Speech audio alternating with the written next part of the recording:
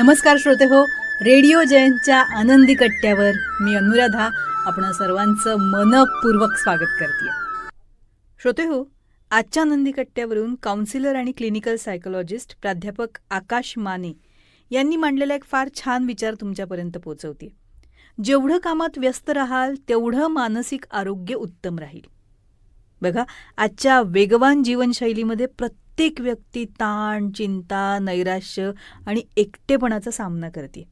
अशा परिस्थितीत मानसशास्त्र एक महत्त्वाची गोष्ट सांगतं, ते म्हणजे मानसिकदृष्ट्या सक्रिय आणि अर्थपूर्ण कामात गुंतलेली व्यक्ती ही तुलनेनं जास्त निरोगी आणि सकारात्मक असते.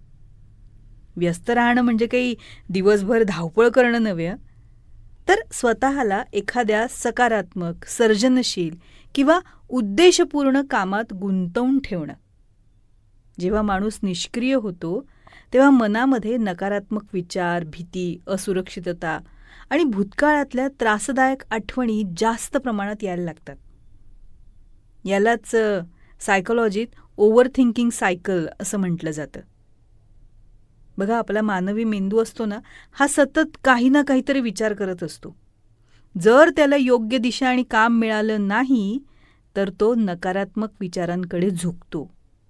त्यामुळे अनेक वेळा रिकामपण हे मानसिक तणावाला आमंत्रण देत असतं.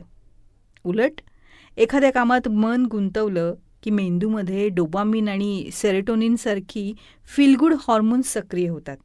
त्यामुळं व्यक्तीला समाधान, आनंद आणि सगळ्यात महत्त्वाचं म्हणजे आत्मविश्वास मिळतो. मानसशास्त्रज्ञ असं सुद्धा सांगतात की कामामध्ये व्यस्त राहणाऱ्या व्यक्तींची भावनिक सहनशक्तीसुद्धा जास्त मजबूत असते, कारण त्यांचं लक्ष समस्यांपेक्षा कृतीकडे जास्त असतं. अशा व्यक्ती आयुष्यातल्या अडचणींना जास्त सकारात्मक पद्धतीनं सामोरं जातात. मात्र इथे एक गोष्ट लक्षात घेणं सुद्धा तितकंच महत्त्वाचं आहे की अतिकामसुद्धा मानसिक थकवा निर्माण करू शकतं बरं का. त्यामुळं व्यस्त राहणं आणि स्वतःला झोकून देणं यामध्ये एक पुसटशी रेष आहे. ती आपण समजून घेतली पाहिजे आणि त्याप्रमाणे कृती केली पाहिजे. कामाबरोबर विश्रांती, आपल्या कुटुंबासाठी आपण वेळ दिला पाहिजे, आपले छंद जोपासले पाहिजे, व्यायाम केला पाहिजे, पुरेशी झोप देखील घेतली पाहिजे. आज अनेक तरुण सोशल मीडिया आणि तुलना आणि भविष्याच्या चिंतेमुळे मानसिकदृष्ट्या अस्वस्थ दिसतात. अशावेळी एखाद्या सकारात्मक ध्येयाशी स्वतःला जोडणं फार गरजेचं आहे.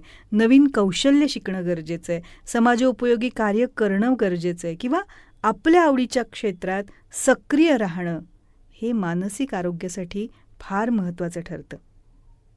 रिकामं मन अनेकदा तणावाचं घर बनतं, तर उद्देशपूर्ण व्यस्तता ही मनाला स्थिरता आणि आनंद देते. म्हणूनच स्वतःला सकारात्मक कामात व्यस्त ठेवूया आणि त्याबरोबर स्वतःच्या मानसिक आणि शारीरिक आरोग्याची काळजीसुद्धा घेऊया. तेव्हा श्रोते हो, हा होता आनंदी कट्ट्यावरचा आजचा सुंदर विचार. तुम्हाला तो कसा वाटला याविषयीची तुमची कमेंट बॉक्समध्ये नक्की लिहा.